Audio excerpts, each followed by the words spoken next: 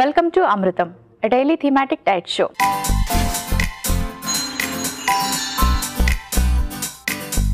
ఇవాల్టి మన theme good digestion.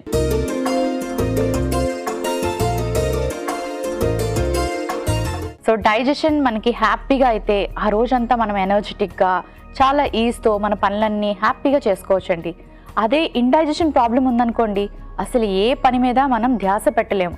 అసలు ధ్యాస కాదు కదా, వెంటనే వెళ్ళి పడుకోవాలనిపిస్తుంది, రెస్ట్ తీసుకోవాలనిపిస్తుంది.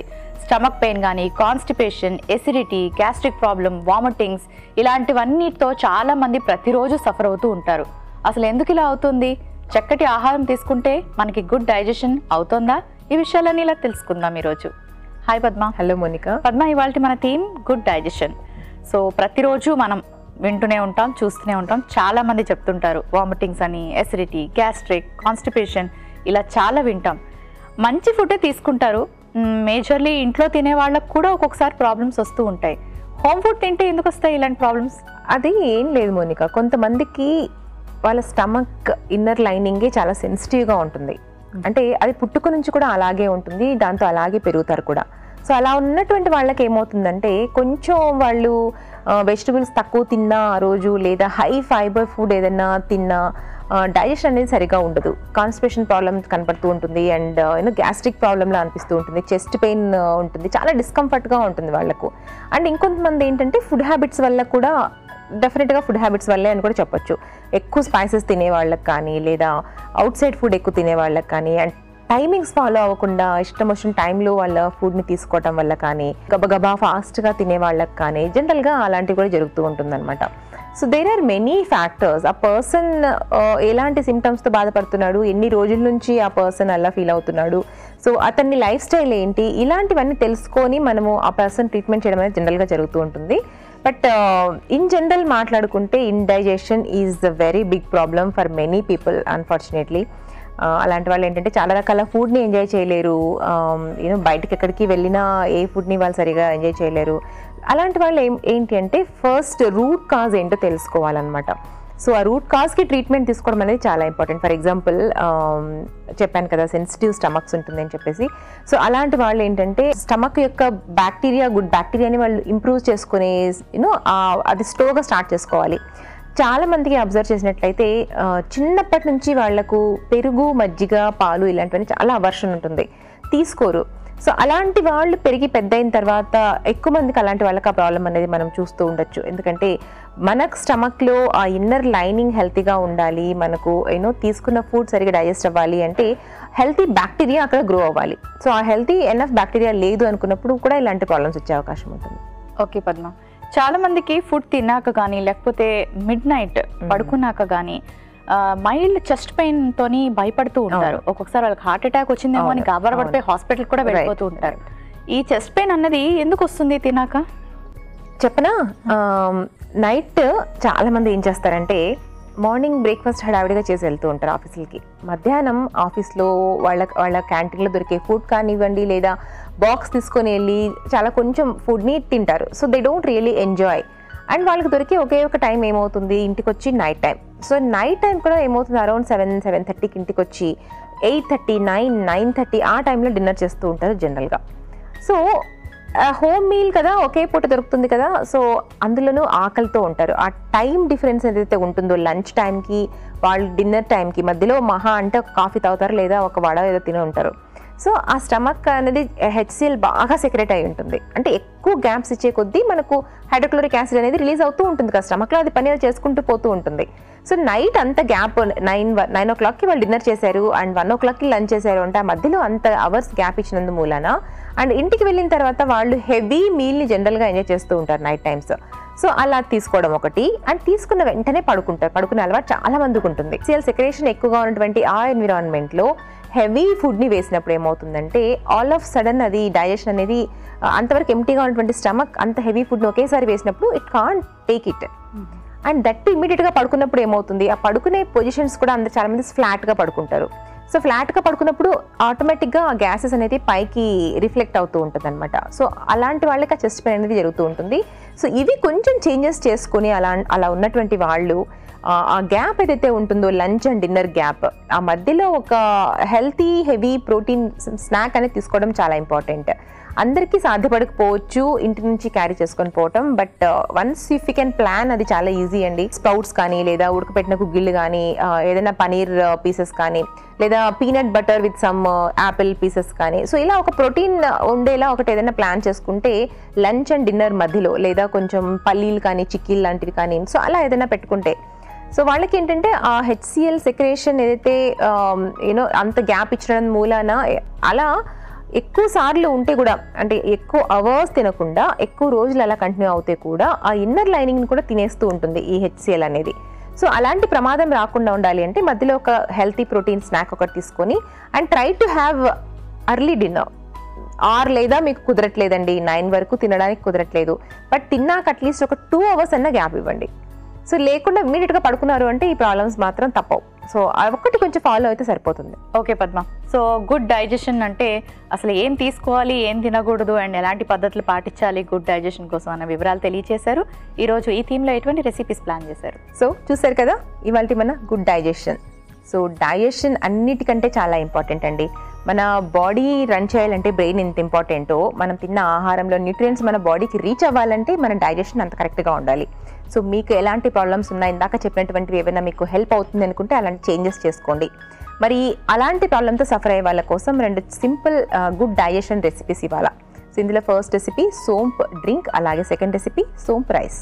ఇవాళ మన థీమ్ గుడ్ డైజెషన్లో మన ఫస్ట్ రెసిపీ సోంప్ డ్రింక్లో మెయిన్ ఇంగ్రీడియంట్స్లో గల పోషక విలువలు ఏంటో ఇప్పుడు చూసేద్దాం. సో మరి ఇవాళ మన ఫస్ట్ రెసిపీ వచ్చేసి సోంప్ డ్రింక్.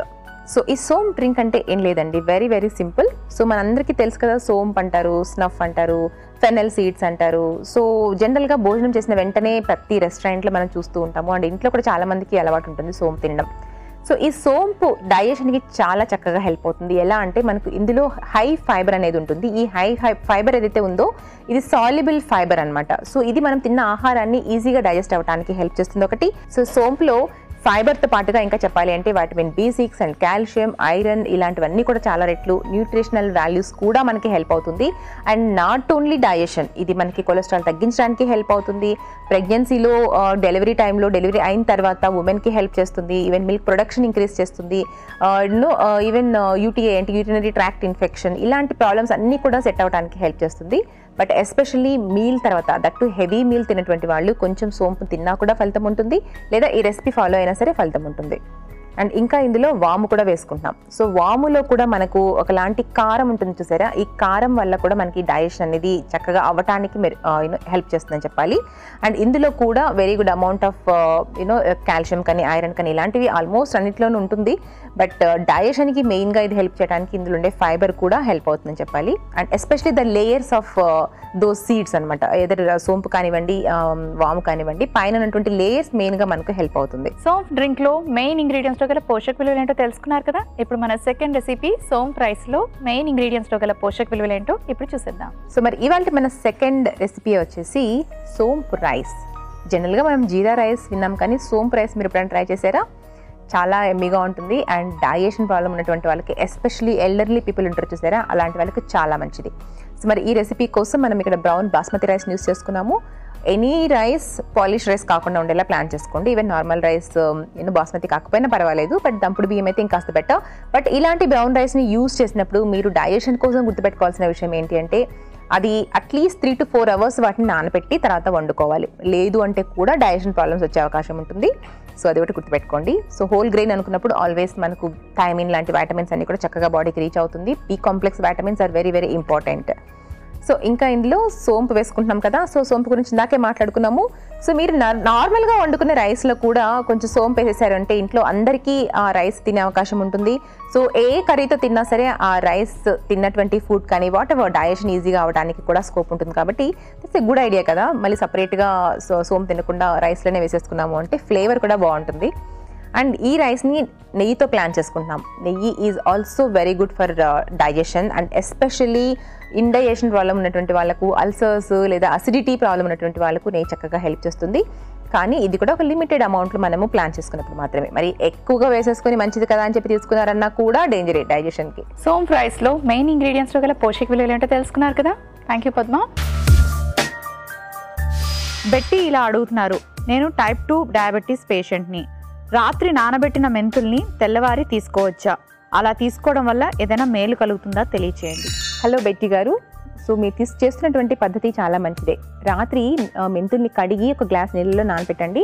మార్నింగ్ లేచాక ఆ వాటర్తో పాటుగా మెంతుల్ని మొత్తం కలిపి మీరు తీసుకోవడానికి ట్రై చేయండి. ఇది మనకి ఏం చేస్తుంది అంటే ఇన్సులిన్ యొక్క ప్రొడక్షన్ని ఇంక్రీజ్ చేసి మనకు వాట్ ఎవర్ ద షుగర్స్ మన బ్లడ్లోకి స్లోగా రిలీజ్ అవడానికి కానివ్వండి, సో ఇలా అన్ని రకాలుగా ఒక డయాబెటిక్ పర్సన్కి చాలా చక్కగా హెల్ప్ చేస్తుంది. సో ఇది మీరు కంటిన్యూ చేయండి ఎవ్రీడే.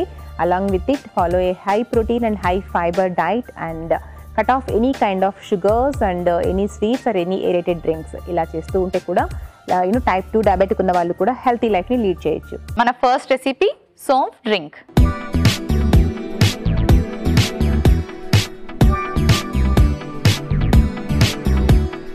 సోంఫ్ డ్రింక్ ఎలా ప్రిపేర్ చేసుకోవాలో ఇప్పుడు చూద్దాం.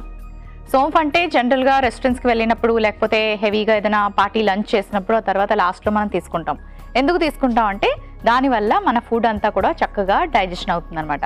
సోంఫ్కి ఆ కెపాసిటీ ఉంది. సో ఇండైజెషన్ ప్రాబ్లమ్స్తో ఎవరైతే బాధపడుతున్నారో వాళ్ళు ప్రతిరోజు కూడా కొంచెం సోంఫ్ తీసుకుంటే ఎంతో కొంత వాళ్ళకి రిలీఫ్ ఉంటుంది. సో మరి సోంఫ్ని ఎలా తీసుకోవాలి అంటే ఇలా డ్రింక్ రూపంలో తీసుకోవచ్చు. ఆ డ్రింక్ ఎలా తయారు చేసుకోవాలో ఇప్పుడు నేను చూపిస్తాను.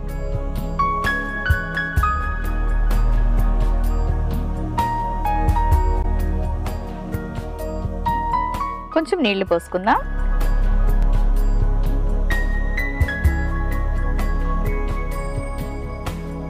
చాలా ఈజీగా ప్రిపేర్ చేసుకోవచ్చు. సోంఫుతో పాటు వాము కూడా డైజెషన్కి బాగా హెల్ప్ చేస్తుంది. వాము అన్నం తిన్నా చాలా మంచిది. లేదా వాము కాస్త మనకి ఏదైనా ఇబ్బందిగా గ్యాస్ కానీ ఎసిడిటీ ప్రాబ్లం కానీ అనిపించినప్పుడు కొంచెం వాము పంటి కింద వేసుకొని నవిలినా సరిపోతుంది. కానీ అది కొంచెం ఘాటుగా ఉంటుంది కాబట్టి చాలామంది అలా చేయలేరు. అలాంటప్పుడు ఇలా డ్రింక్లో యాడ్ చేసుకోవచ్చు. కొంచెం వాము, కొంచెం సోంఫ్, కొంచెం మిరియాల పొడి. మిరియాల పొడి తీసుకోవచ్చు, ఎక్కువ తీసుకోకూడదు. ఎక్కువ తీసుకున్నా అది కారం ఎక్కువ ఘాటు ఎక్కువగా ఉంటుంది కాబట్టి మనకి స్టమక్లో బర్నింగ్ సెన్సేషన్ వస్తుంది. సో లిమిటెడ్గా తీసుకోవాలి. కానీ తీసుకోవడం వల్ల దీనికి చాలా ఉపయోగాలు ఉంటాయి. ఇప్పుడు ఈ మూడు కలిపి మనం బాగా బాయిల్ చేసుకోవాలి.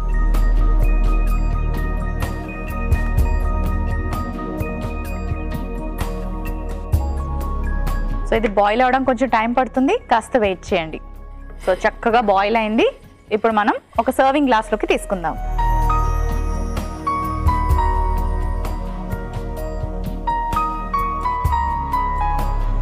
స్టవ్ ఆఫ్ చేసుకొని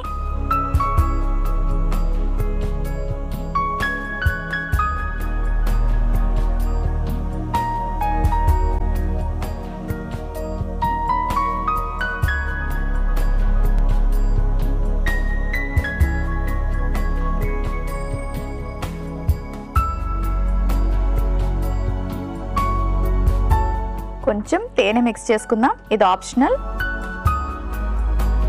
తేనె మిక్స్ చేసుకోకుండా కూడా తీసుకోవచ్చు.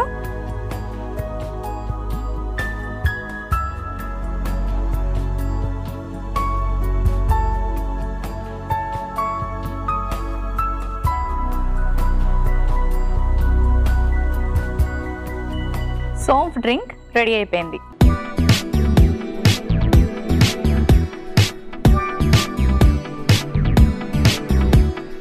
మన నెక్స్ట్ రెసిపీ సోంఫ్ రైస్.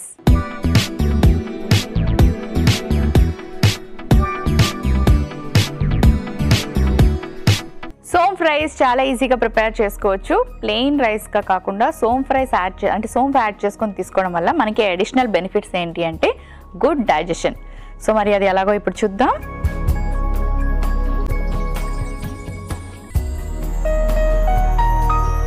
ఈ రెసిపీని మనం నెయ్యితో తయారు చేసుకుంటున్నాం. నెయ్యి ఆరోగ్యానికి చాలా మంచిది. నెయ్యి వల్ల ఏం లావ్ అవ్వరు. నెయ్యితో స్వీట్లు షుగర్ వేసి బాగా తింటే గనక లావ్ అవుతారు. కానీ ఓన్లీ నెయ్యి మనం రైస్లో కలుపుకొని కానీ లేకపోతే దాల్లో వేసుకొని కానీ లేదా పోపుకు వేసుకొని కానీ తింటే ఏం లావ్ అవ్వరు. దీంట్లో ఉండే వైటమిన్ డి, కాల్షియం, ప్రోటీన్ ఇవన్నీ కూడా మనకి మేలు చేస్తాయి. సో నెయ్యి హ్యాపీగా ఎంజాయ్ చేయొచ్చు.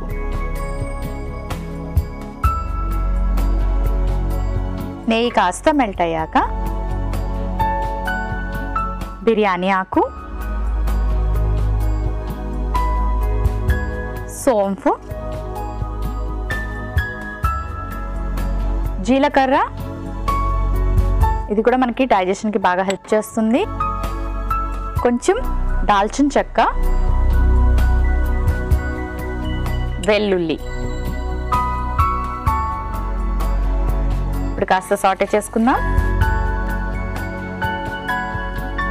డైజెషన్ ప్రాబ్లమ్స్తో ఎవరైతే సఫర్ అవుతున్నారో వాళ్ళు నార్మల్ ప్లెయిన్ రైస్ తీసుకునే కన్నా ఇలా కొంచెం వాము, సోంపు లేదా జీలకర్ర ఇలాంటి అడిషనల్ థింగ్స్ అన్నీ అంటే ఇంగ్రీడియంట్స్ యాడ్ చేసి తీసుకుంటే ఆ ఇండైజెషన్ ప్రాబ్లం అన్నది కొంచెం తగ్గుతుంది. సో ఇలా ట్రై చేయండి. ఉడికించిన బ్రౌన్ రైస్,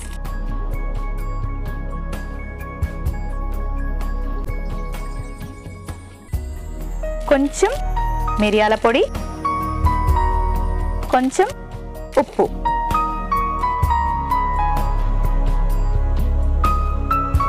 సో 2 నిమిషాలు ఇలా సాటే చేసి మూత పెట్టి పెట్టుకుందాం. ఒక 2 నిమిషాలు అలా కుక్ చేసుకుంటే సరిపోతుంది. కాస్త వెయిట్ చేయండి.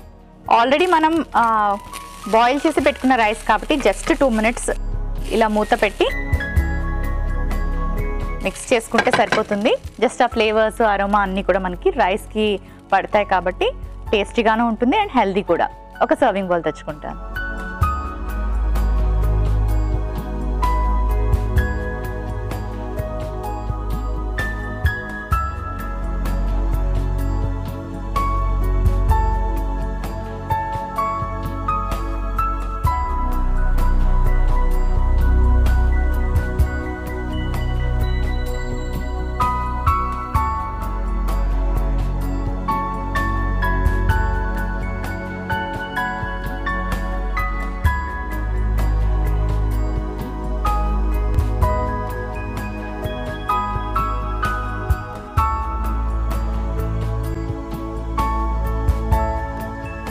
కొంచెం కొత్తిమీరతో గార్నిష్ చేసుకుందాం.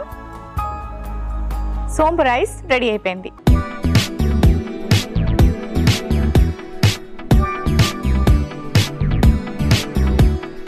సోంపు డ్రింక్ అలాగే సోంపు రైస్ కి కావలసిన పదార్థాలు, తయారీ విధానం మరోసారి చూసేయండి. సోంపు డ్రింక్ కి కావలసిన పదార్థాలు: సోంపు 1 టీ స్పూన్, వాము 1 టీ స్పూన్, మిరియాల పొడి 1/2 టీ స్పూన్, తేనె 1 టీ స్పూన్. సోంపు డ్రింక్ తయారు చేసుకునే విధానం: ముందుగా స్టవ్ ఆన్ చేసుకొని పాన్ పెట్టుకొని సరిపడాన్ని నీళ్లు పోసుకొని అందులో కాస్త వాము, సోంపు, మిరియాల పొడి వేసి బాగా మరగబెట్టుకోవాలి. ఆ తర్వాత ఆ నీటిని ఒక గ్లాస్ లోకి వడబోసుకొని కాస్త తేనె కలుపుకొని సర్వ్ చేసుకుంటే సోంపు డ్రింక్ రెడీ. సోంపు రైస్ కి కావలసిన పదార్థాలు: ఉడికించిన బ్రౌన్ రైస్ 1 కప్పు, నెయ్యి 1 టీ స్పూన్, బిర్యానీ ఆకు 2, దాల్చిన చెక్క 1, వెల్లుల్లి ముక్కలు 1 టీ స్పూన్, జీలకర్ర 1/2 టీ స్పూన్, సోంపు 1 టీ స్పూన్, మిరియాల పొడి 1/2 టీ స్పూన్, ఉప్పు తగినంత, కొత్తిమీర కొద్దిగా. సోంపు రైస్ తయారు చేసుకునే విధానం: ముందుగా పాన్ పెట్టి నెయ్యి వేసి అందులో బిర్యానీ ఆకు, సోంపు, జీలకర్ర వేసి కాస్త వేయించుకొని తర్వాత ఉడికించిన రైస్, మిరియాల పొడి, ఉప్పు వేసి బాగా కలిపి 2 నిమిషాలు మగ్గించుకున్న తర్వాత సర్వింగ్ బౌల్ లోకి తీసి సర్వ్ చేసుకుంటే సోంపు రైస్ రెడీ. నీలిమ ఇలా అడుగుతున్నారు, నేను ఇప్పుడు 2nd month pregnant, baby fair గా హెల్దీగా పుట్టాలి అంటే నేను ఎటువంటి డైట్ పాటించాలి తెలియచేయండి. హలో నీలిమ గారు, కంగ్రాచులేషన్స్. బేబీ ఫెయిర్గా పుట్టడం అంటే నాకు గ్యారంటీ చెప్పలేను, because that totally depends on your jeans. కాబట్టి హెల్తీగా పుట్టడం మాత్రం ఎస్ మీ చేతుల్లోనే ఉంది అని చెప్పాలి. So eat healthy food like polished బియ్యం కానీ, మైదా ప్రోడక్ట్స్ కానీ ఇవన్నీ కూడా బంద్ చేయండి. అండ్ ముడి ధాన్యాలు లైక్ రాగులు, జొన్నలు, కొర్రలు ఇలాంటివి మీ డైట్లో యాడ్ చేసుకోండి. అండ్ రోజు చికెన్ తినండి, ఎగ్ తినండి. వీక్లీ 3-4 టైమ్స్ చికెన్ తినండి. 1 or 2 ఫిష్ తీసుకోండి. ఎగ్ మాత్రం ఎవ్రీడే తినండి. Use lots of different types of vegetables and fruits and any kind of fruit మీరు తీసుకోవచ్చు, ఇంక్లూడింగ్ పపాయా మీరు తీసుకోవచ్చు. So try to have little amount. So ఎక్కువ అమౌంట్లో తీసుకోకుండా కొంచెంగా తీసుకుంటూ ఇలాంటి హెల్తీ ఫుడ్ని ప్లాన్ చేసుకోండి. You need folic acid, high amounts of iron levels. So ఇవన్నీ మనము ఇలాంటి ఫ్రూట్స్ని, వెజిటబుల్స్ని అన్ని టైప్స్ని ప్లాన్ చేసుకున్నప్పుడు ఆల్ టైప్స్ ఆఫ్ న్యూట్రియన్స్ మన బాడీకి రీచ్ అవుతుంది. కాబట్టి డెఫినెట్గా మీరు హెల్తీగా ఉంటారు, మీ పుట్టబోయే బిడ్డ కూడా హెల్తీగా ఉంటుంది. మరి ఇవాళ మన థీమ్ ఏమో గుడ్ డైజెషన్ సక్రమంగా అవ్వాలి అంటే అసలు ఎలాంటి ఆహారపు అలవాట్లు చేసుకోవాలి, ఏ విధంగా మనం ఫుడ్ తీసుకోవాలి, ఆ తీసుకునే ఫుడ్ని ఏ టైంలో తీసుకోవాలి, ఏ కాంబినేషన్స్ తీసుకోకూడదు, ఇలా చాలా విషయాలు మాట్లాడుకున్నాం కదండి. మనం తీసుకునే ఫుడ్ చక్కగా డైజెషన్ అయితేనే వాటిలో ఉండే న్యూట్రియన్ వాల్యూస్ అన్ని మన బాడీకి చేరితేనే మనకి బాడీకి కావాల్సిన వైటమిన్స్, మినరల్స్ ఇవన్నీ కూడా అందుతాయి. ఒకవేళ సరిగ్గా డైజెషన్ అవ్వలేదనుకోండి, మనకి ఆ ఫుడ్ నుంచి వచ్చే విటమిన్స్ అన్నీ కూడా లాస్ అయిపోతాం కదా. సో అందుకే ఫుడ్ డైజెషన్ అన్నది చాలా చక్కగా జరగాలి. అలా జరగని వాళ్ళు ఎప్పుడైతే ప్రాబ్లమ్స్తో సఫర్ అవుతున్నారో ఈరోజు మేము చెప్పిన టిప్స్ అన్ని ఫాలో అవుతూ ఇలాంటి రెసిపీస్ని ట్రై చేయండి. మరి వీటిలో ఉండే న్యూట్రిషనల్ వాల్యూస్ని మరోసారి వినేద్దామా? పద్మ, 2 రెసిపీస్ రెడీగా ఉన్నాయి. వీటిలో ఉండే న్యూట్రిషనల్ వాల్యూస్ని మీరు మరోసారి గుర్తు చేస్తూ ఈ 2 ఏ టైంలో తీసుకుంటే మంచిది? చూసారు కదండి, ఇవాళ మన గుడ్ డైజెషన్లో మరి డైజెషన్ ఇంక్రీజ్ చేసుకోవటానికి డైజెషన్ ప్రాబ్లమ్స్ ఎవరికైనా ఉంటే అలాంటి వాళ్ళందరికీ కోసం చక్కటి రెసిపీస్ మీకు అందించేసాము. మరి మీరు ట్రై చేయడమే ఆలస్యం. మరి ఇవాళ మన 2 రెసిపీస్ ఏ టైంలో తీసుకోవచ్చు అనుకుంటే మన ఈ సోప్ డ్రింక్ ఉంది చూసారా, సో ఈ వాటర్ని మనము నిద్ర లేచిన వెంటనే కనుక ప్లాన్ చేసుకున్నారు అన్న కూడా, అంటే నిద్ర లేచాక మనం ఎలాగో లెమన్ వాటర్ అది తీసుకుంటూ ఉంటారు కదా, దాంతో పాటుగా కూడా ఇది తీసుకుంటే చాలా మంచిది ఇలాంటి ప్రాబ్లం ఉన్నటువంటి వాళ్ళకు. అండ్ రైస్ అనుకున్నప్పుడు లంచ్ డిన్నర్లో కూడా మంచిదే. ఎస్పెషల్లీ డిన్నర్లో పడుకున్న తర్వాత హార్ట్ బర్న్ లాంటి ప్రాబ్లమ్స్ ఉంటాయి చూసారా, అలాంటి వాళ్ళు ఇలాంటి రైస్ని ప్లాన్ చేసుకున్నా కూడా చక్కటి ఫలితాలు ఉంటుంది. సో తప్పకుండా ట్రై చేయండి. Thank you Padma. Welcome Monica. చూసారు కదండి, డైజెషన్ ప్రాబ్లమ్స్తో సఫర్ అయ్యే వాళ్ళు చాలా మంది ఉంటారు. ఫ్యామిలీలో ఒక్కరికైనా ఇలాంటి ప్రాబ్లమ్స్ ఉంటాయి. సో వాళ్ళు అలా సఫర్ అవుతూ ఉంటే మనం కూడా ఫుడ్ని ఎంజాయ్ చేయలేం, వాళ్ళు కూడా ఫుడ్ని ఎంజాయ్ చేయలేరు. సో చిన్న చిన్న మార్పులు చేసుకుంటే అలాంటి ప్రాబ్లమ్స్ నుంచి బయటపడవచ్చు. ఆ మార్పులు ఏంటో ఈరోజు చూసారు కదా, అలాగే ఇలాంటి హెల్దీ రెసిపీస్ని కూడా ట్రై చేయండి. చూసారు కదండి, ఇవాళ థీమ్ గుడ్ డైజెషన్లో చాలా విషయాలు తెలుసుకున్నారు, మంచి రెసిపీస్ చూసారు. మరి ఎందుకు ఆలస్యం? మీకు కూడా డైజెషన్ సక్రమంగా జరగాలి అంటే ఇవన్నీ తప్పకుండా పాటించాలి. ఇది ఇవాల్టి అమృతం. రేపటి అమృతంలో మరొక థీమ్తో మళ్ళీ కలుసుకుందాం.